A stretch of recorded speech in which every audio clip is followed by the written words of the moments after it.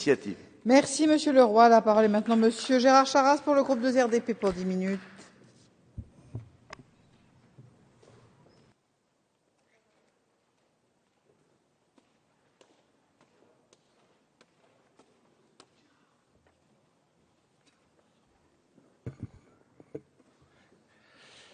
Merci Madame la Présidente, Madame la Ministre, Monsieur le Président de la Commission des lois, Monsieur le Président de la Commission des finances, Monsieur le rapporteur, mes chers collègues. Il nous revient aujourd'hui d'étudier une proposition de loi organique présentée par nos collègues de l'opposition et créant des objectifs régionaux de dépenses d'assurance maladie, l'ORDAM. Cette proposition de loi organique propose de mettre en place une déclinaison régionale de l'objectif national de dépenses d'assurance maladie, l'ONDAM.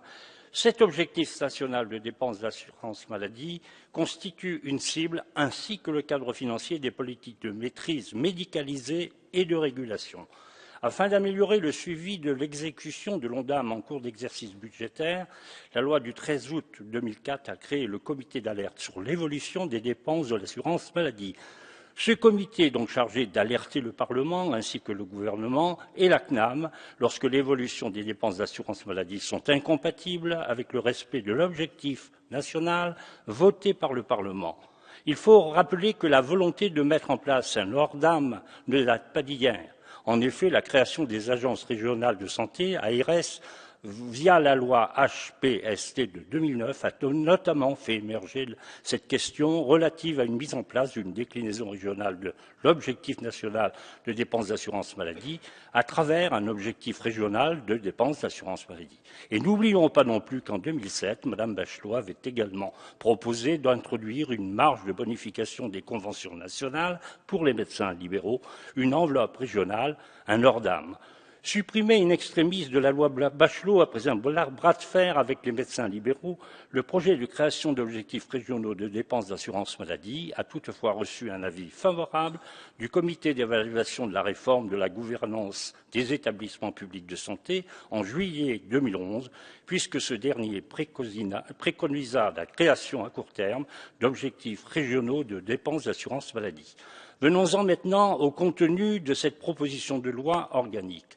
L'article 1 propose de modifier l'article LO 111.3 du Code de la sécurité sociale afin de permettre au Parlement de créer, au sein de l'ONDAM, une part régionale dont le montant serait fixé en loi de financement de la sécurité sociale de l'année et rectifié, le cas échéant, pour l'année en cours, par le Parlement.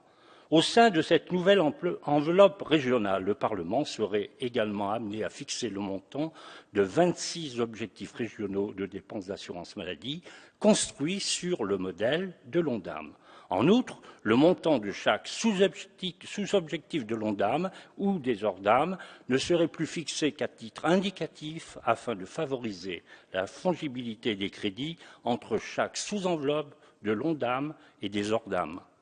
L'article 2 propose quant à lui de modifier l'article LO 111.4 du Code de la sécurité sociale en modifiant par conséquence le contenu du rapport annexé au projet de loi de finances de l'année afin que ce dernier décrive notamment la part de l'ONDAM consacrée aux ORDAM pour les 4 années à venir. Enfin, l'article 3 modifie les conditions de vote de la loi de financement de la sécurité sociale afin de permettre au Parlement de se prononcer par un vote distinct de l'ONDAM sur le montant de la part régionale de l'ONDAM consacrée aux ORDAM ainsi que sur le montant de chaque ORDAM.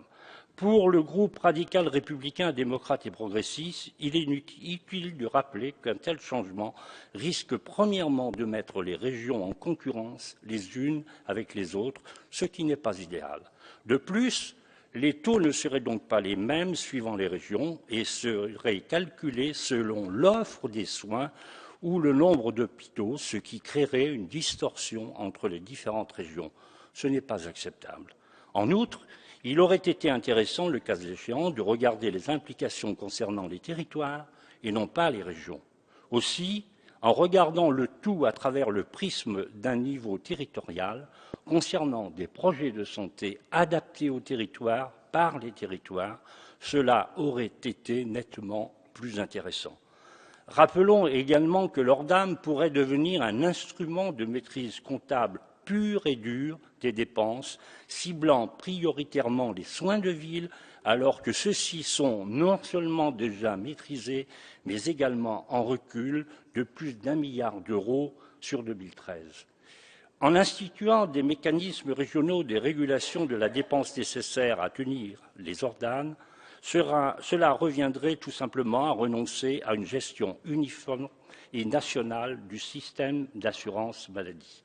Enfin, il serait difficile de fixer le montant et les taux d'évaluation des ORDAN, notamment en tenant compte des disparités liées aux habitudes de consommation ou encore des disparités épidémiologiques, au mode d'organisation des soins et à l'incertitude de l'évaluation d'un taux de progression tendancielle des dépenses.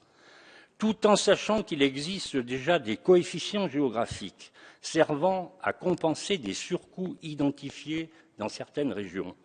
Il faut également rappeler que depuis 2012, il existe déjà une revalorisation du Fonds régional d'intervention, le FIR.